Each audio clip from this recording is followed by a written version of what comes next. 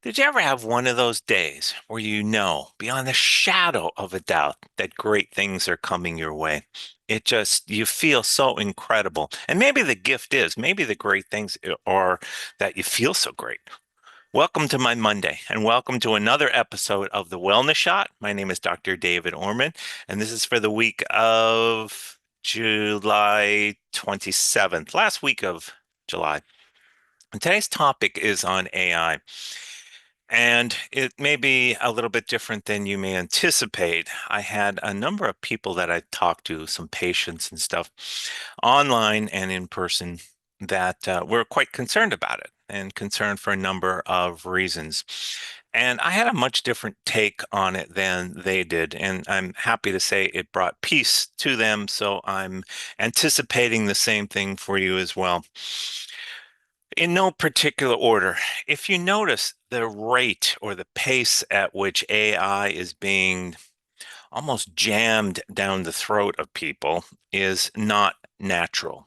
So, what's a natural progression? I plant the seed, couple of weeks or days or what have you go by, sprouts, couple weeks later, flowering, et cetera, et cetera. So, there's a progression to things. This is, we heard about it, and then it's here and it's everywhere. And it's being, like I said, being thrown our way. Whenever that occurs, history always tells us there will be a compensation. It will balance itself on the other side. What will that look like? Not entirely sure. That's a good guess. But it's already starting to happen. You see young people rejecting the idea of AI. A number of bigwigs in the AI industry were booed off the stage at graduation celebrations. Who would have thought that? I certainly wouldn't have. A number of college campuses are starting, I think they call it the Lud movement or Captain Lud movement or something like that. And you know how they're getting their point across? Flyers. And basically, it's a return to getting in touch with people. And you can So I work with a lot of people online and all over the globe. And sometimes I'll hear somebody say, well, AI said this and AI said this. Can AI answer your personal questions? The answer is no. AI will answer a question based on the experience, based on zero experience. It will answer it based on a collection of other people's information. It doesn't address it to your question. You are an individual. There have been times, I am 100% sure, there have been times that people have come into my office or gotten online and it was something I said or the way I said it, that was the healing aspect of it. More than take this substance, do this. And I'm hardly the only one. AI answers questions. People answer it with their heart. They provide inspiration. They provide knowledge based on their knowledge, based on experience. AI has zero experience. AI has zero heart. AI doesn't have a soul. So when we're talking to somebody and I'm looking and they're looking at me, I'm looking at them. We're making a connection. We're making a heart to heart, a spirit to spirit connection. And sometimes the act of just being compassionate and saying, yes, I understand what you are going through. My heart is with you, what you're going through, and taking it from there. Half the time, that seems as if it's the healing aspect of it. And other aspects of AI, they talk about, well, I'm afraid of the number one thing was afraid of losing the job. And if you look at most of the jobs that are being taken, most of them are entry level jobs. And yes, it is unfortunate. It's where typically get people, either high school kids or maybe college graduates, get their feet wet in the job market, so to speak. And a lot of those are being replaced. But here's the thing, they're being replaced now. But down the road, I'm quite certain that management will recognize that it's a mistake. Why? Because the information that the older people who are maybe 2, 3, 5, 10 years away from retirement, they get to pass that wisdom on to the younger folks, the people just starting out. AI does not have that information. AI will never have that information. It's not only the information, the experience that's being presented, it's also how it's being presented. Sometimes it's being presented directly, sometimes it's being presented as a question, as in, here are the pieces you figured out, and the act of figuring it out is the lesson.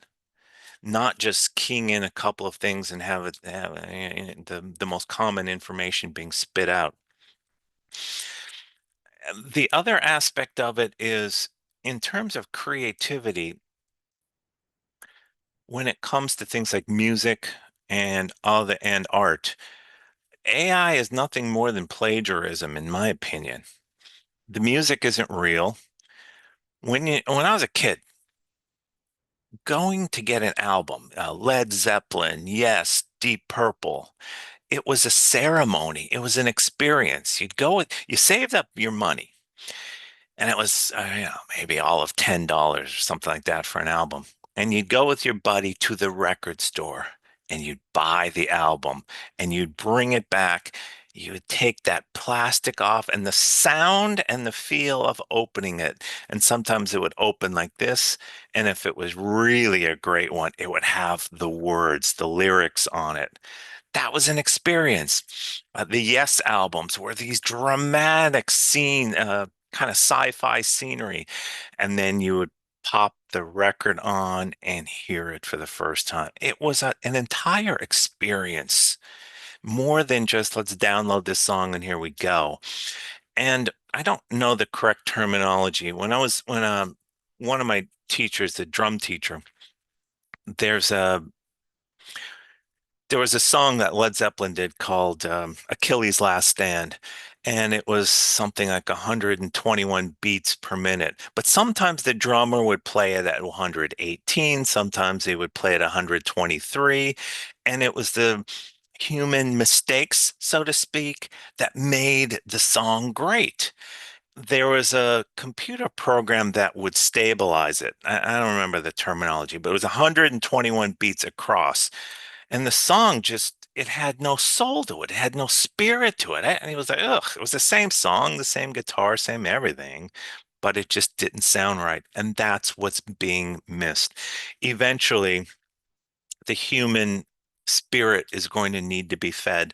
Eventually, the human heart will long for companionship, for something more than just artificial this and artificial that. So this is a wave that's taking off, but it'll eventually peak. And when it does peak, some of it will be with us forever and a day, but there will be a drop off. And if you are concerned, excess worry occurs.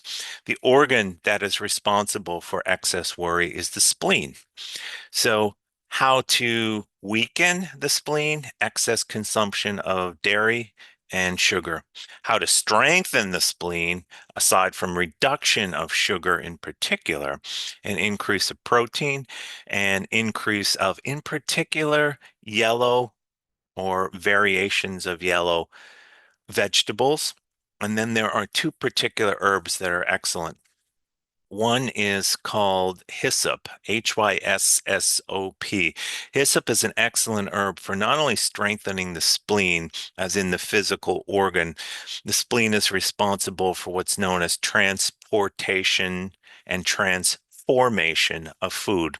It reminds me of the police officer where the traffic light went out and they'll say, stop, you go this way, etc. Think of the spleen as that, where when food comes in, it'll say, okay, let's extract the nutrition. We could use this as energy.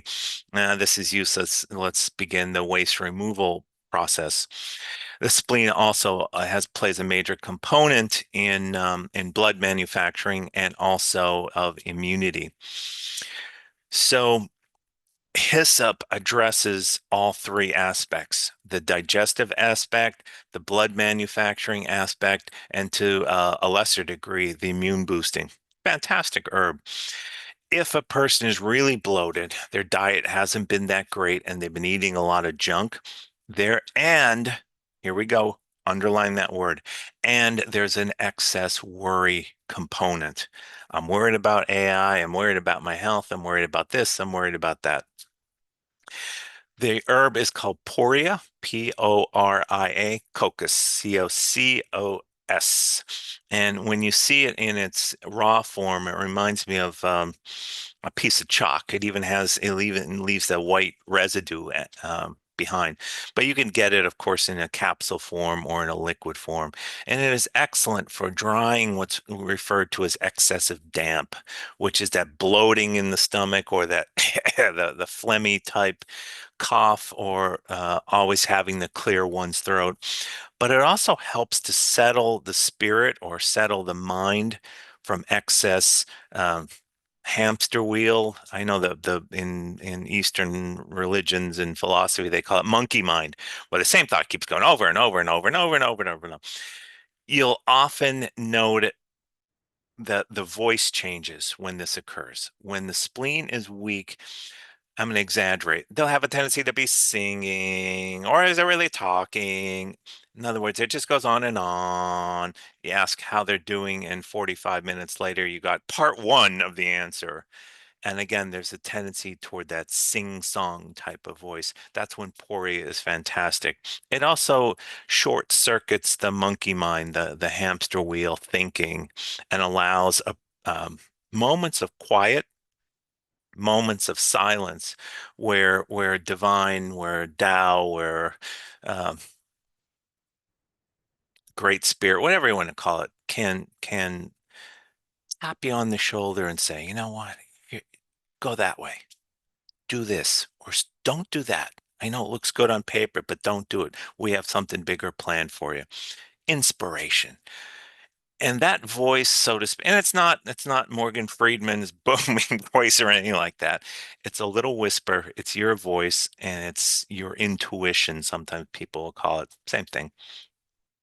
And it usually talks like this softly, and it'll say a word or phrases. I remember driving toward my house, and I was with my wife, and there was an issue. It was driving me nuts. I could not figure out what the problem was. And we came to a red light. There were three or four foxes. There was a mom and two or three babies that were going by. I said, "Oh, look at the foxes. They're kind of cool looking." And then we took off, and all of a sudden, gallbladder popped in my head out of the blue. It was not exactly as if I was thinking of it, but it just popped in my head. And that was the solution to a particular issue a patient was having. Started taking a substance, turned it around in a couple of days. That's how inspiration works. But you have to give it that space. Worry is a waste of time. Worry is normal, is natural, but we can do better. We can take that energy and use it for creative things. AI is going to do what it's going to do, and the people who are pushing it are going to increase it because it's being rejected. There'll be a point in time where there'll be not necessarily a middle ground, but this is the acceptable amount, but not 100%. In fact, not even close. I suspect less than 50%. It'll be interesting to watch this clip a year from now or 2 years from now. In any event, things always work out. I don't know how they always work out. It's not our job to always figure out how. It's our job to just take the next step. And the next step is take care of you, particularly take care of the spleen. You have two great ways of doing it. If you're looking for a third way or a fourth or fifth or a personalized way, set up an appointment. I'd be happy to work with you. In the meantime, enjoy the week and I will talk to you next week. Bye bye.